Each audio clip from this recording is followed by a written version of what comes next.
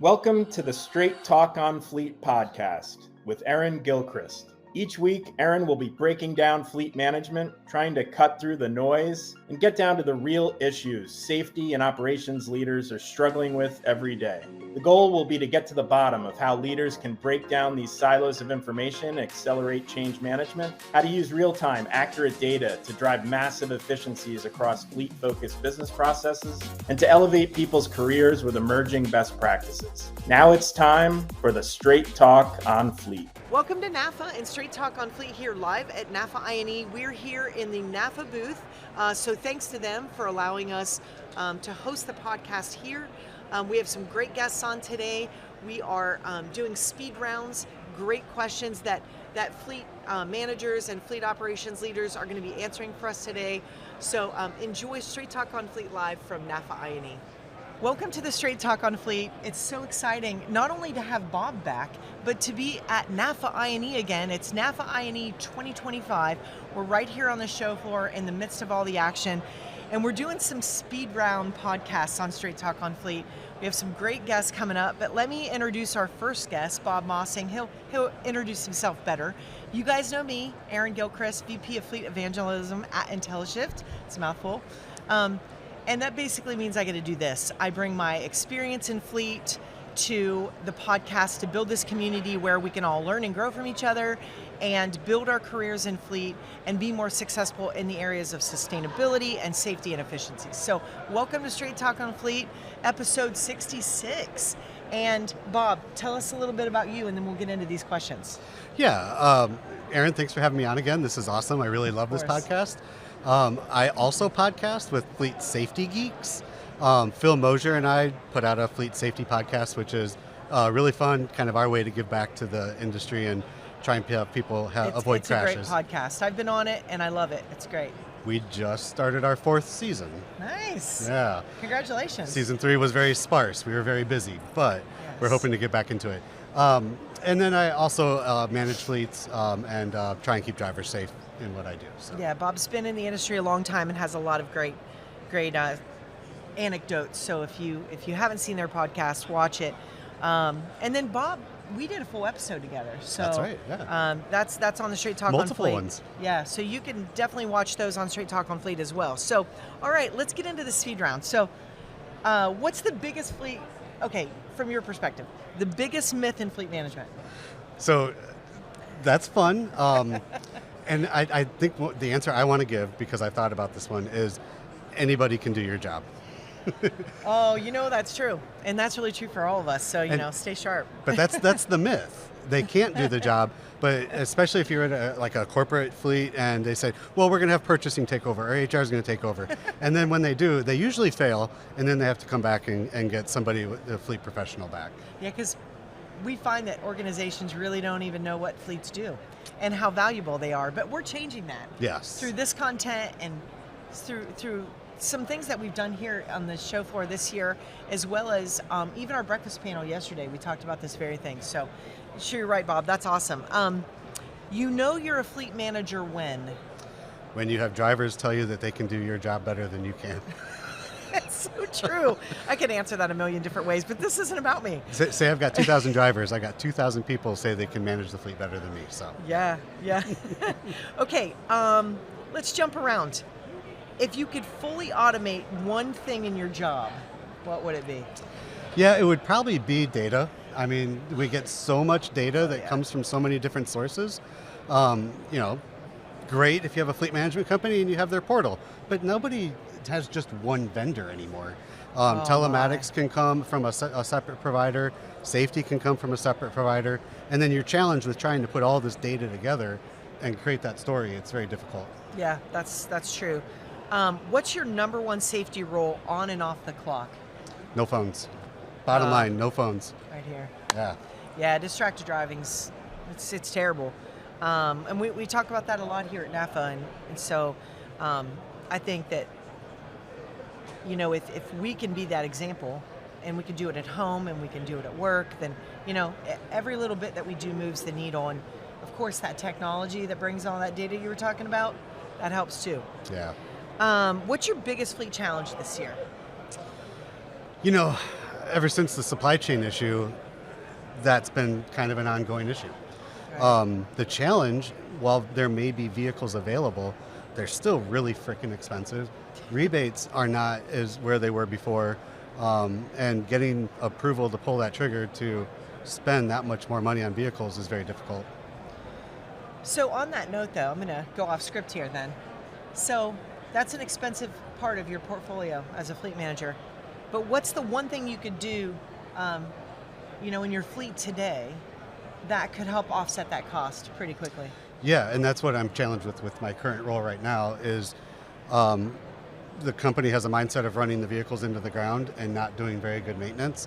So we want to take care of the vehicles better, do better PMs. I don't care if we spend more in PMs than we have in the past because we're going to spend less on major mechanical. Yeah. We're not going to have Unplanned breakdowns. breakdowns. Yep. Yeah, all the things. We'll have a Tows. better productivity. The drivers will be able to stay out there, generate revenue, and try and extend the life of the vehicle a little bit longer. Yeah, awesome. And a big feat, but we know you're built for it. So, okay, what question did I not ask you that you want me to ask you? Where are we going to dinner tonight? Saint and Second. We're going to Saint and Second. It's You going to can be say it really. now, 'cause- It's going to be really good. Okay, one last question. If you could change one common driver habit, what would it be? Well, I mean, I already gave that away, and we've got to put our cell phones down. That's just the biggest story that I'm going to continue saying. As long as Same. 43,000 people are dying in the States every year, 1.2 million globally, the largest cause of that is distraction, and the largest distraction is the cell phone. I was with a And different... we think those numbers are grossly underreported. Absolutely. So. Yeah, because I know it because we just put cameras in a previous fleet I was with. Every single driver that drove away from the installation site was on their phone. Every single go. one. So I know every driver in my fleet is using their phone while driving, and we've got to stop it. It's an epidemic. I mean, it's really, really serious. It is. Problem that we have. And it's preventable. It is. Yeah. And everybody thinks they can do it because they haven't been caught or they haven't been involved in a crash. It's inevitable. It's going to happen. It's a matter of time. And it's not if but when on the technology, folks. So if you're not doing it today, start thinking about it. Look and see what's out there, run a pilot, figure it out. Develop policy. Do not even allow hands-free, right? That's what we've got to avoid. Yeah, for sure. Right Bob, on. thank you. Thanks, it's Aaron. always great to see you. And It's always then, fun. Are you guys doing Fleet Safety Geeks here at NAFA? We're going to do Fleet Safety Geeks here. We have a few people lined up, and we'll probably be pushed back a little bit because of some technical issues. But yeah, I think We'll be here. Yeah, right on. Awesome. I look forward to it. All right. Thanks for joining me. Thanks, Aaron. Good to see you. Appreciate it. All right, so welcome back to Straight Talk on Fleet. We are live from NAFA I&E 2025. It's just so fun. They give us this great spot to record in and hook us all up with the technology, so that's super fun. So thanks to NAFA. We're so glad to be here. I want to introduce my friend Sarah, who's with us today. We're doing some speed rounds of Straight Talk on Fleet here at NAFA, and super excited about it. So Sarah, tell our audience a little bit about who you are, what you do, maybe how you got into fleet. Sure. So I'm Sarah Burnham, and right now I'm with RTA, the Fleet Success Company. I've been in automotive for 27 years now. So you started when you were 7? Yeah, exactly. Okay, I was like perfect. 12, but yes. Yes, it's been a lot of fun. Government fleet for 16 years, most recently with Palm Beach County. I was the fleet director there. Mm-hmm. Got Public Sector Fleet Manager of the Year. I remember. In Congratulations. 2023, yeah. That's awesome. Currently on the board of director with NAFA, which has been a great experience. So We need good fleet managers on the board, Yeah. driving all the things that we're doing here. Which Yes. is great. It gets better and better every year. It does. It really does. All right, awesome. Well, let's get into this. So, Yeah. tell me, biggest myth in fleet management from your standpoint? Biggest myth is the belief that you have to have a technical background, automotive technical background to get into fleet. I talk to fleet managers almost every day through my connections attending events like this, and nobody chooses fleet as a career. A lot of people did not start out as technicians. I was talking to somebody last night. She was a safety and compliance manager, and she was given the role of becoming the fleet manager and is having to create a whole new program. So I think that's one of the biggest myths. And that's why organizations like this and your podcast and all the information that is out there is so important. It is, because people can learn. And I know that when I started in Fleet, I didn't know what I was doing, and this industry brought me up. And I'm so grateful for it. And this podcast is a great way to give back for all the things that I've learned and that I'm still learning every single day from people like you and everyone here. So yeah, kudos to NAFA for driving education and safety as part of their curriculum. Yeah. Okay, so finish this sentence. So you know you're a fleet manager when? You know you're a fleet manager when you're constantly putting out fires. I mean, it's can be anything from an HR to crashes to driver issues, maintenance issues. Lost fuel cards. Yeah, we've got a whole list, folks. Yes, yes. But every day's different, right? Yes, every day's different. But So that's one of the fun parts exactly. about being a fleet manager. That's what I was going to say, yes. Awesome. So if you could change one driver habit, what would that be? To be more safety conscious. I think, we get lost in, getting to our routes and, we're not thinking about safety, especially if there's a quota maybe that needs to be had. But finding ways for our drivers to be more conscious, and more aware. Yeah. Well, in the easiest way to miss your appointment is to have something unplanned happen, like a crash or a breakdown. Yes. And those can be avoided. So yes, exactly. I'm with you on that 100%. Yep. What about, I like this one. What's the fastest way to blow your fleet budget?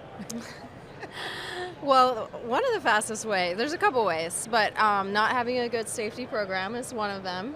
I'm with you there. Yeah, because crashes can be controllable, right, Yep. to some degree. Yeah, very much so. Yes. Another thing is not having good data or using your data to make informed decisions. Because if you don't have the data to help you tell your story, then do you really know what you're doing? Yeah, you can't manage what you don't measure. Right, exactly. Yeah, and I think fleets are so overloaded with data, so it's just finding a way or a partner to steward that, get it in one place, so you wake up in the morning and you can see all your risk, and then you can predict your risk using that same data too. Yeah, Which exactly. is, that's been available to you. If you're not doing that, call one of us. We can help you. Yes. If you could fully automate one thing in your job, what would it be? Fully automate one thing in my job. I love that because AI is, the hot topic right now, and there's a lot of opportunities for that. But I would have to say that it would have to come back to the data again, because there's so much that your data can tell you. It can predict maintenance issues that could be coming, or driver issues, or trends that you may not know that are affecting your fleet, unless you had the data to tell you otherwise. So that's probably what it would be, is like having the system tell you, like, hey, you have a problem, this is what it is, here's what you need to do about it. Yeah, or you're going to have a problem, and right. Here's how you can get out ahead of it. Yes. Love it. What's your number one safety rule on the clock and off the clock? Number one safety rule is to always be aware of your surroundings. Great advice. Yeah, I think especially with today, cell phones, and it's so easy to get distracted. We do have a lot of new technology and vehicles, which is amazing, but that doesn't take away the human factor. And the skill, like of checking your surroundings, and that all comes down to training, right? Yeah, exactly. That's awesome. Okay, a couple more. What's your biggest challenge this year? Like, I know that you're helping fleets achieve their goals, so maybe it's something you've heard for your customers or something you're dealing with, but what's the biggest fleet challenge you've got this year? So most of our customers are having trouble with budget, because especially in government fleet, so many fleets are competing with general fund, and when you're in that situation, you're competing with other departments that are also using the general funds, but there's systems you can put in place like chargeback systems where it gives you more flexibility with the funding that you have. So I would say that's probably one of the biggest ones. I'm hearing from a lot of fleets they're wanting to do budget cuts this year. It's tough. Yeah, it is tough. So. Especially when they're coming here and they're seeing all these tools and technologies that can help them drive down costs, right, and drive down accidents and build driver retention and attract new talent, because that's what that does. Right. But then it's building the ROI to show, whether you're government fleet or commercial, it's the same story. You've got to show the value. Right. But companies like RTA can help you do that. Companies like Intelligent, we can help you look at the right data points and convince your organizations that when you invest, you got to spend money to make money. So investing in technology that can drive down cost, right, and drive up the things that we're struggling with. We can't find drivers, right. But when a driver knows you care, they're going to stay. Right, exactly. And safety tech will help you do that. Yeah, I think that's my opinion on it. But. Yeah, and it can also show you what could happen if we do have budget cuts. Like, this is how much it's going to spend us extra in maintenance if we don't replace these vehicles on time. Yep. So exactly. One last question. Yeah.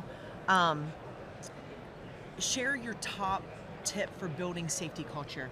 I know you work with a lot of fleets and a lot of fleet managers who are challenged with doing this in their organizations, and even in the sector that you work in. So, what's your top tip for building safety culture? The top tip is having a good, solid program in place and making sure that you're having at least monthly meetings, if not more frequently than that, because it's so easy to not have safety on your mind, Mm-hmm. So get it in front of your drivers. If you have technicians, making sure they're thinking about safety as well. Mm-hmm. Have meetings.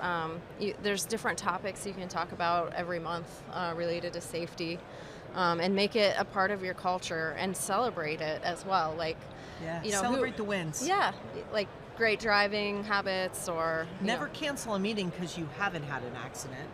Have that meeting and celebrate the fact that you haven't had an accident. Right, exactly. That sends the right message. Yes. For sure. Yeah. Yeah, getting people together is a great plan.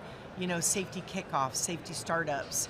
I don't care what business you're in or what you do for a living.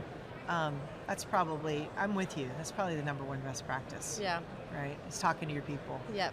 So awesome. Thank you so much for being with us, Thank Sarah. you. We'll see you around. Yes. Come back to the Straight Talk on Fleet, please. I Have will. a great show here at NAFA. Love to. You Awesome. too. Thank you. you.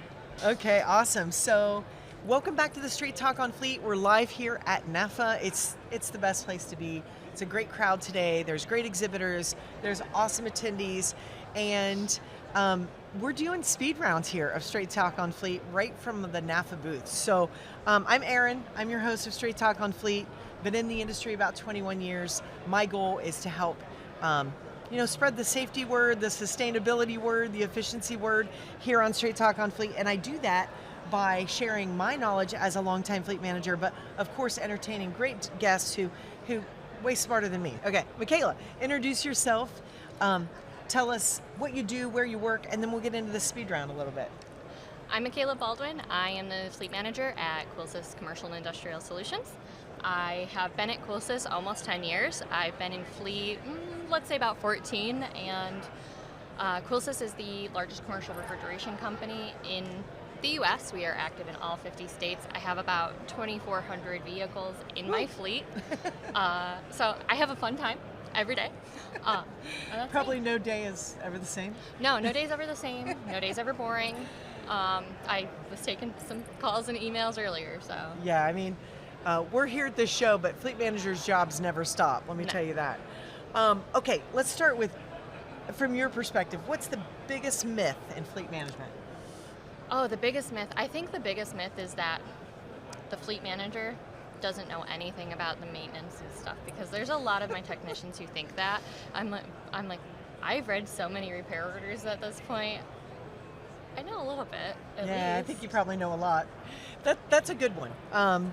But it's great because once they do know and they do learn that you understand what they're going through every day, you can help drive the change, and then that builds that trust and respect and confidence in the fleet from the driver perspective, I bet. So yeah, that's an awesome one. If you could change one common driver habit, what would that be? That you need to use your turn signals. You use your turn I signal love first. this one. We haven't heard this one today. You use your turn signal first, and then you slow down, not the other way around. Yeah. And that's not just for my drivers, that's for all drivers. And that's for all drivers. I have a couple, my daughter has her learner's permit right now, and my son's getting his in 10 days. So I'm doing this all over again. You know, with my older 3 kids, I remember teaching these things, and they seem so innate, but they're not. So all comes down to driver training, though, right? Absolutely. If you think about your fleet 3 years from now, I haven't asked anyone this one yet, what do you hope will be really different?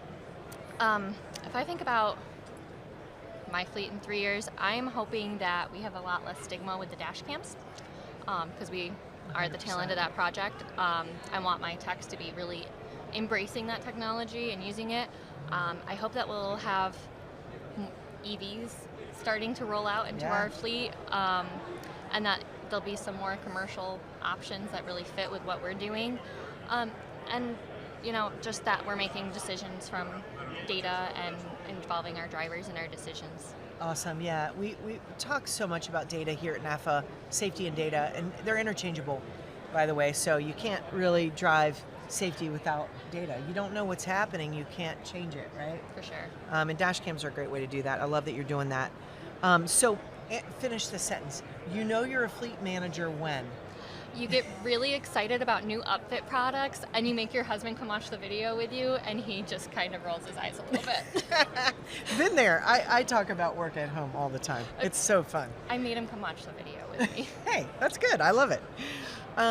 Okay, so what's the fastest way to burn your fleet budget? Accidents. Yes. Accidents. Every time. So true.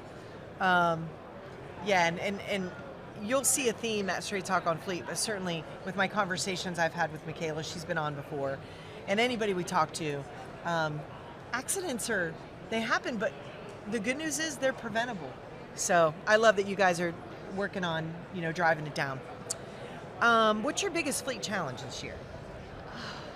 My biggest fleet challenge this year has just been change management, really. I know It's I tough. talked about that a lot in our discussions and panels and stuff, but it's really important because we've said it a lot, and I was just talking to somebody about it earlier, but if you don't have that trust with the field and you aren't involving them in those decisions, I don't even have words to put it in. You can buy the best tools, the best vehicles, the best technology, but if nobody's on board with its importance and how to use it and why you're doing it, you're dead in the water. And you'll lose a workforce real quick if they don't buy in. And we've seen that even with the dash cams. And we need drivers. Everybody's looking for drivers and skilled technicians. But if we do this right, not only will they stay with you, they'll tell their friends. Exactly. And they'll come to work for you, right? I mean, that's my belief. I agree. I couldn't agree more, actually. That's awesome. Okay, so let's do a couple more. So if you could fully automate one thing in your job, what would that be?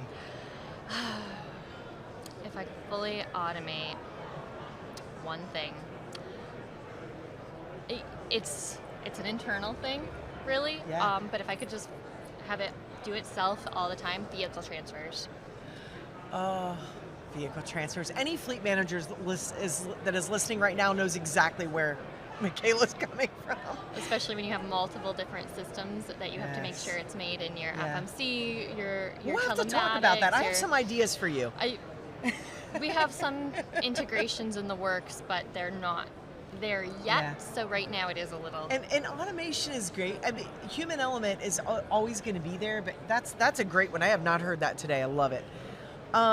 Okay. What is your number one safety rule on and off the clock? Phone down, seatbelt on. My car does not move if your seatbelt's on. Yay.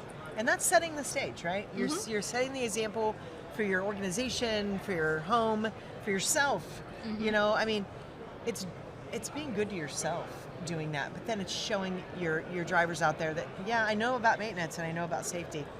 Okay, so on that note, and we'll end with this one. Share your top tip for building safety culture in an organization or in a fleet.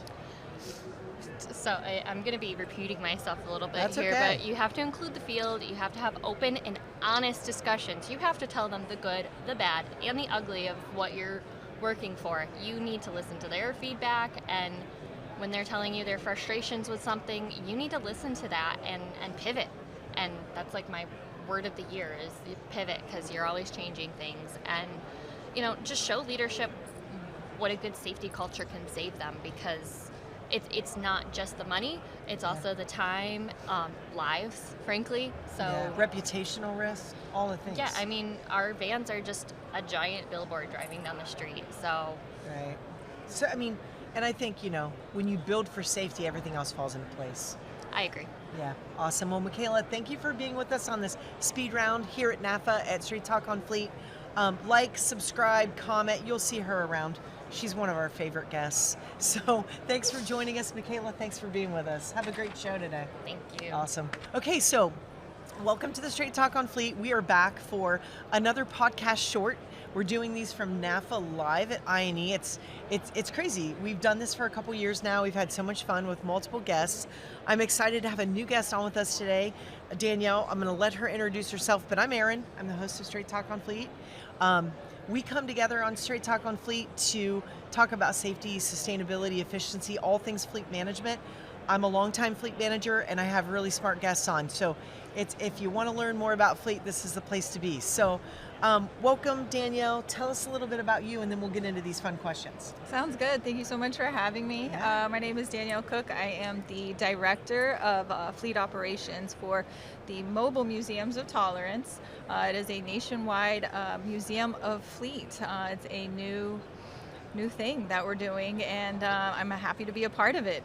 Everything from acquisitions to compliance to operations.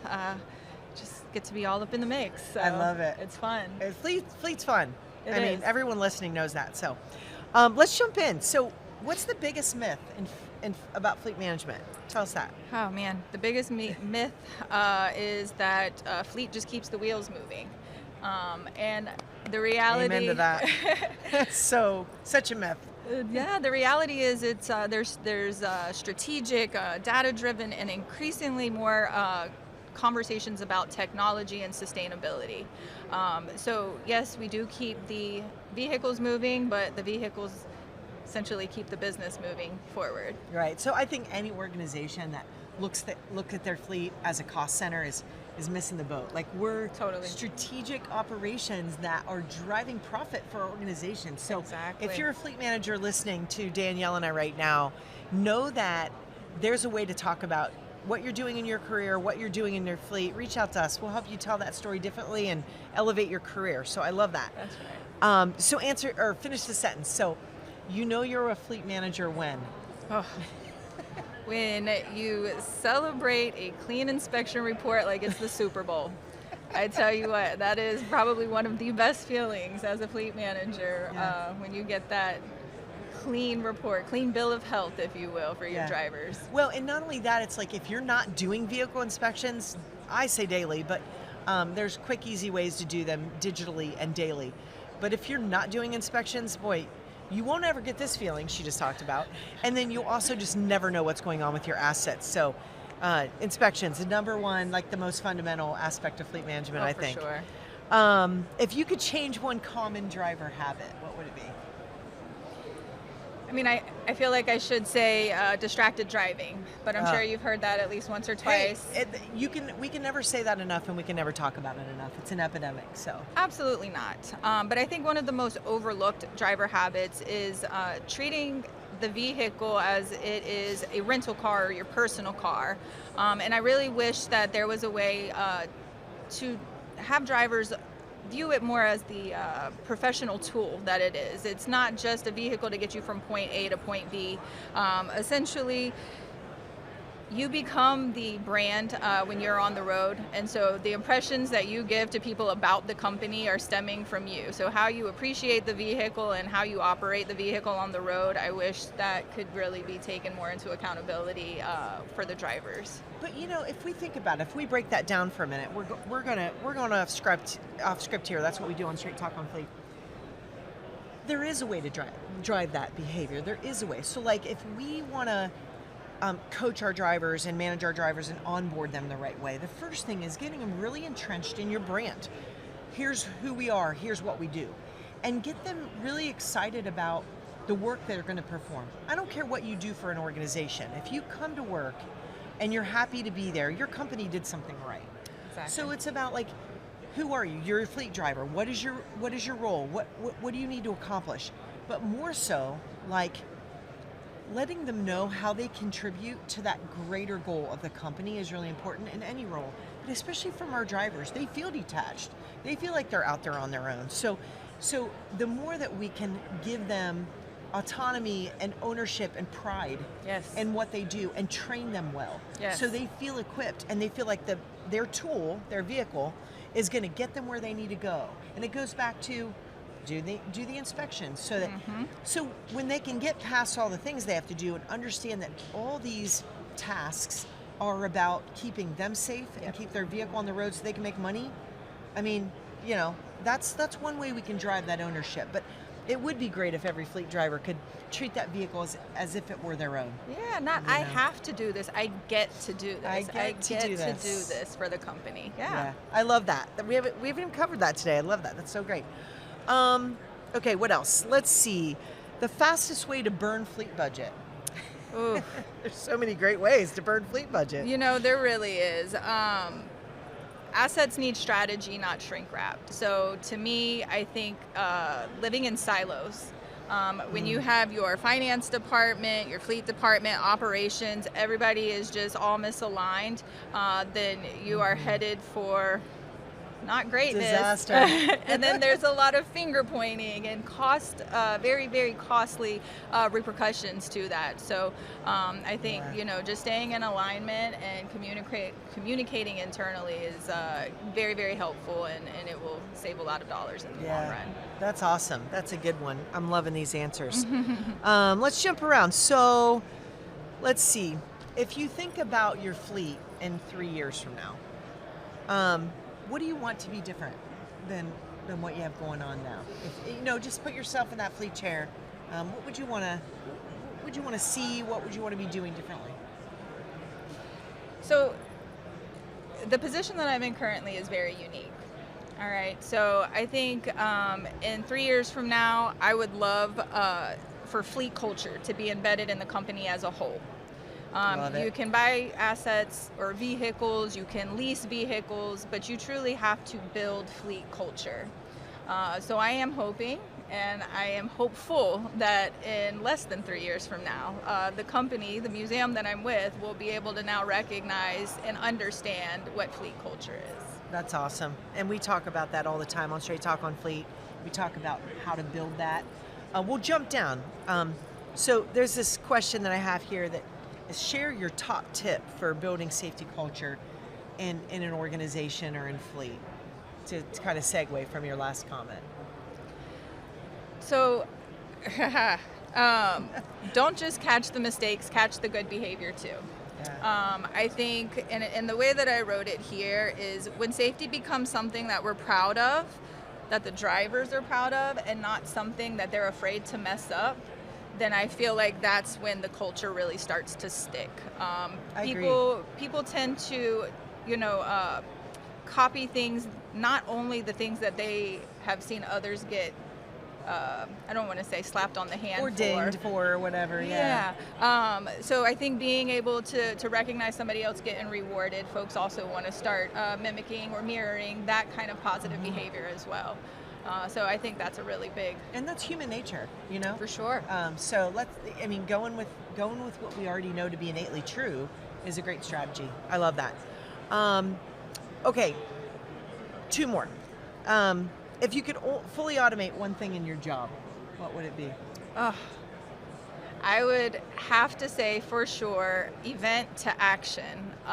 If there's an alert, a tire pressure alert, I would love for that to just trigger scheduling a PM. If, you know, telematics returns a faulty code, I would love to have, my repair already booked. This is possible today, folks. We're going to talk later, but this is possible. Oh. This is possible today. Oh gosh, I've been out of the game for too long. We're going to chat about that, but automation in that part of your job is absolutely attainable. But I love that, because I remember when I was a fleet manager, that's what I wanted, and it took a long time to get there. But that was, that's 5 or 6 years ago. Think about, even fast forward to today. We could do it then. We can do it even better now. So that's a great one. Okay, last one. What's your number one safety rule on and off the clock? Be where your feet are. You got to be where your feet are. Yes. Okay. Explain that one. Being mindful. Before you can drive, before you can lift, before you can go, before you can respond, you have to check in with yourself first. You can't move faster than your brain is able to think. And just being mindful, being in the moment, I feel like is really important on and off the job. So in work and in personal life, there's so many things that can be missed if we're always just in go mode. So just being able to take a moment and enjoy. And even though my nerves are, getting the best of me, I am still enjoying being here with you. That's a great point. In this atmosphere. Yes. So that's my number one rule. I love that one. That's the best one I've heard in a minute.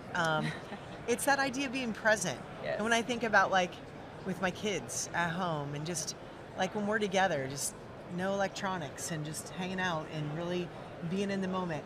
And even one-to-one coaching with the driver, just stopping and taking that time. Or before you go into a coaching conversation, or before you evaluate what's going on, you checking in with yourself, how am I doing today? How am I feeling? Am I in a position to deliver this message, or to get or give this feedback? So every aspect of our life, just being present is checking ourselves is great advice. For sure. You miss things when you're thinking about the next step, when you're thinking about the next words out of your mouth. There's so many things that are lost out of, what could be heard, what could be gained. So yes, for sure. I live and breathe by that. Love it. Best lesson for the day, folks. Thanks for being with us, Danielle. Thanks for joining us. And we'll see you on the show floor. Enjoy NAFA, and then come back and tell us what you loved about it the most. Definitely. Awesome. Thank you, Thank you Erin. so much. Okay, so welcome back to the Straight Talk on Fleet. We're live at NAFA I&E. Such a great opportunity to be here live in the NAFA booth. They are great partners, not only to the fleet industry, but to us on Straight Talk on Fleet. I'm Erin. I am your host on Straight Talk on Fleet. What we try to do is bring a community together of fleet managers and safety and risk and operations leaders, and talk about all things fleet safety and sustainability, and certainly efficiency.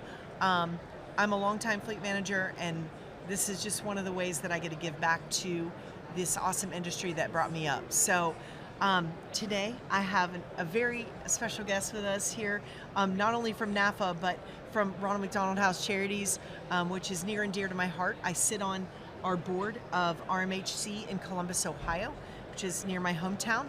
And I'll let Maddie introduce herself, and then we'll talk about why is RMHC here at NAFA. So go ahead, tell us about you a little bit, Maddie. Hello, everyone. My name is Maddie Knosman, and I am the Communications Director at Ronald McDonald House Charities of Central Ohio.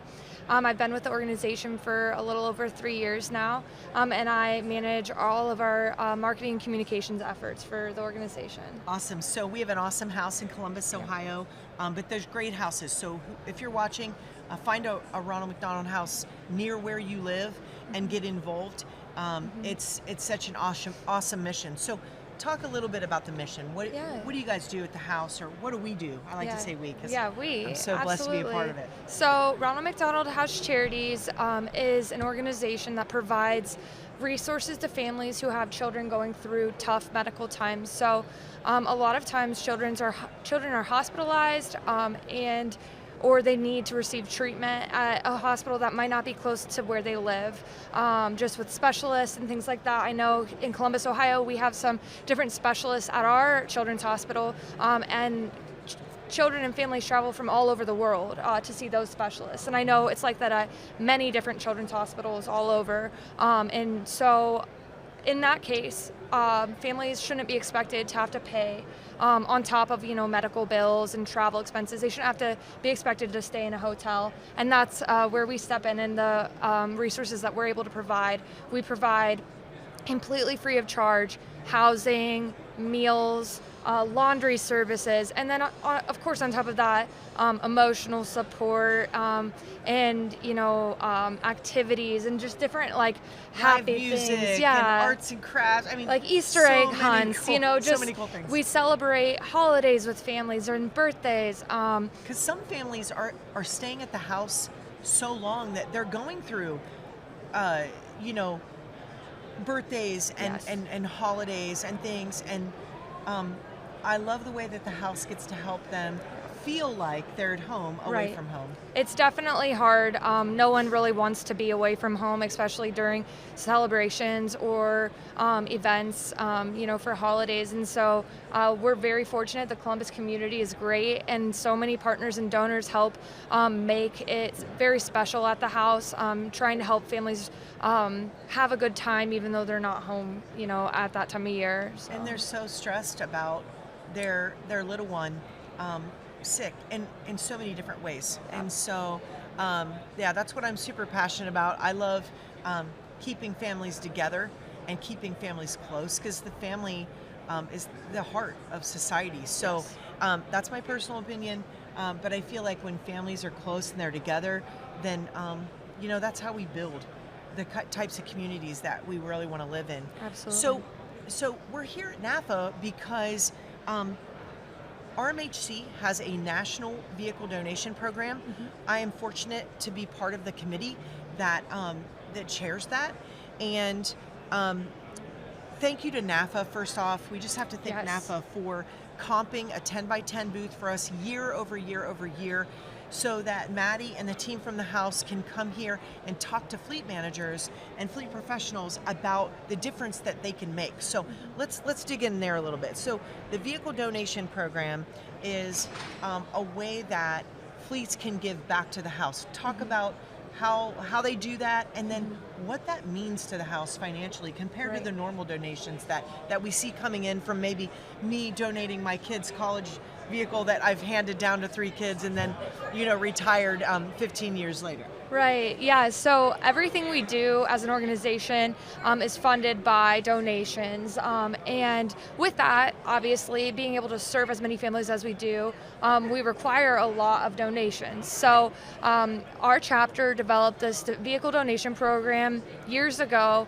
as an idea of a way to give those larger donations that you might not just have cash in your back pocket or that you're willing to donate, but you might have a vehicle that you could get off your hands. So it's a great way for individuals to get rid of vehicles, because they don't have to go through the process of getting someone to come out and tow it and all that, because we have a company that works with us who handles it, and it's a very simple process, very easy. They'll come pick up the vehicle at your house, but in the same sentence, we also have an opportunity for fleet managers to really step up, and corporate partners to donate, their fleet vehicles when they're looking to retire them. Obviously, those vehicles are much probably higher quality than a college car. My dad actually donated to the vehicle donation program. He donated my sister's college car. Awesome. So, Thanks, Dad. Yeah, thanks, Dad. Shout out to you.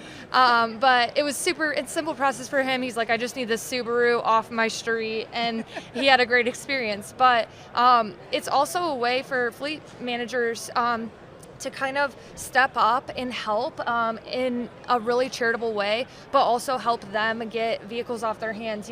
They've got a million other things to be doing, and sometimes it's just taxing to go and try to offload a bunch of retired vehicles. And so fleet vehicles actually, an average vehicle donation covers around 7 nights of rest for a family. So it's about $700 coming out to about 7 nights of rest. A fleet vehicle can come out to around $4,000 for charitable donations. So that means 40 nights of rest. And just imagine what it would cost to stay in a hotel for 40 nights. Oh.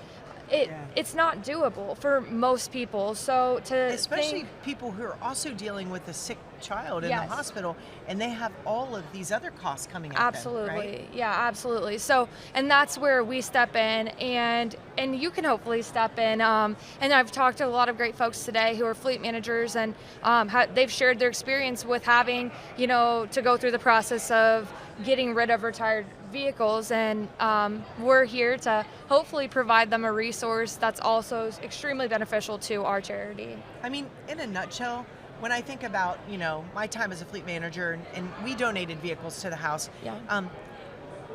processes are great, but this is one call. Mm-hmm. It literally is one call, or one call. It's a click on the website at RMHC. You can go on there, click, your vehicle gets picked up, and you're done.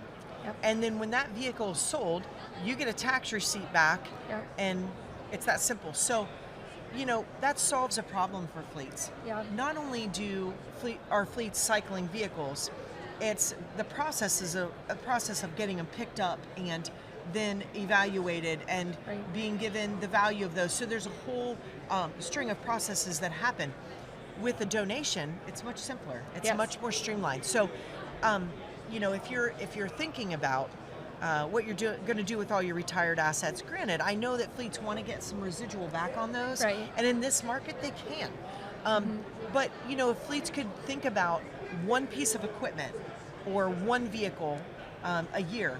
I mean, think of how many fleets are represented here today, Maddie. I mean, if we got all of them to commit to one vehicle per year, that could mean that would be a game changer for families that are staying at the house. Absolutely. What are other benefits that fleets can get from donating? Talk about maybe like their ESG program. Yeah, so I would say it's a great way to make a social impact and do good with it for your environmental sustainability, because everyone has that top of mind, as they should, and people want to work for companies that do good as well. So, there's Absolutely. Besides your company wanting to do well, people also want to work for companies that do good. So there's a lot of different aspects, but having a charitable donation program, such as just donating one vehicle a year, could actually really up employee retention and just like attracting new talent. Yeah, exactly. Because you said it, I think when someone is looking for a job now, they're not just saying, how much money am I going to make? Right. They're like, who am I working for? Right, and what do they care about? Absolutely. Right. Absolutely. Yeah, and that's very, we've talked to a lot of organizations lately that are hearing that from their donors, that a lot of companies are saying, we want to be more involved or we want to share how we're involved, because that does matter to our employees. It does, and it's not just about promoting the good you do. Yeah. It's more about doing the good, right? And when someone comes to you and says they're making a decision whether to work for you or the next guy, having a family-centric charity on your list of things you care about is really important, and I think it really brings validity too, because we're showing really tangible ways that these dollars are being used. So if you're thinking about ways to give, organizations out there listening, or fleet managers out there listening, go to your organizations and saying, hey, I found a great cause, and I found a way that we can donate to this great cause in a way that helps us too. Yes. Right. So it's kind of like a win-win for everybody. And I would say Ronald McDonald House Charities is just such a wonderful organization, and one, like Aaron said, that can everyone can relate to. Whether you have a family or families close to your heart, friends have families, like you might know someone that has stayed in a Ronald McDonald house somewhere. There's over 400 houses all across the world. And we have other programs such as like family rooms or care mobiles that provide services to children and their families as well. And we operate all those programs based on just donations. And so, I actually had someone stop by my booth today that just thanked me for working for the charity. He actually said that he stayed at a Ronald McDonald house when his daughter was born. And I think it meant a lot to see that we were here. And, I think more people than you probably realize have utilized the charity, and it's also something in case you would ever need to, it's there. So it's a really wonderful organization, and that your dollars of your donated vehicles would be going to a great cause. Absolutely. I can't say it any better than Maddie did, but I will say this, for fleets that are listening out there, if you want to learn more about the house, you can learn more online, but give me a call. Message me. I'm happy to get on a call with you. I can connect you with Maddie. The most important thing to do is just learn, right? Yeah. Learn about what we do at the house, and ask around. I'm sure you'll know someone who's been impacted by services from the house, and just know that fleet vehicles are bringing huge dollars for the house, yes. And more importantly, nights of stay for these families who have sick kids in the hospital. So if you have any questions about how to donate a vehicle, go to rmhc.com, or hook up with me on LinkedIn. Go to Straight Talk on Fleet or my LinkedIn page and ask questions. I'm happy to answer for them. I've been involved with this program for many years, and hopefully many years to come. So Maddie, thanks for spending time with us today. Thanks for having me. Thanks for being here at NAFA to promote the vehicle donation program, and thank you again to NAFA for the booth they provide so that we can bring this program to life more and more in the fleet community every year. Yeah, thank you. Awesome. Thanks, Maddie. Thank you. Appreciate it.